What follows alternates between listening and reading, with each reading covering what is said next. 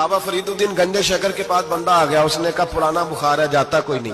बाबा साहब ने कहा बिस्मिल्लाहिर्रहमानिर्रहीम कुल हुवल्लाहु अहद अल्लाहुस समद लम यलिद वलम यूलद वलम यकुल लहु कुफुवन अहद। फूंक मारी, बंदा कहता है बैठे बैठे मेरा बुखार उतर गया। उसने गांव जाके ऐलान कर दिया जिसका नहीं उतरता सारे ही आ जाओ। राश हो गया, फूकें बड़ी निकली, शिफा कोई नहीं। लोगों ने पकड़ के फैंटी लगाई। वो बाबा साहब के पास आ गया, कहने लगा सूरत इखलास दो हैं कि एक ही है? बाबा साहब कहने लगे बेटे एक ही है। हजरत जी आप फूंक मारे तो बैठे बैठे बुखार उतर जाए, मैंने 100 दफा पढ़ी है, 100 फूके मारी है, एक का भी नहीं निकला। आप फरमाने लगे सूरत इखलास एक ही है, पर मुंह भी तो फरीदुद्दीन का चाहिए ना।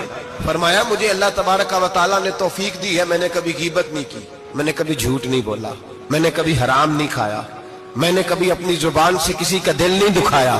फरमाया मैंने इस जुबान में ताकत पैदा की है। फिर जब कुरान का नूर आया है तो अल्लाह ने तासीर बना दी।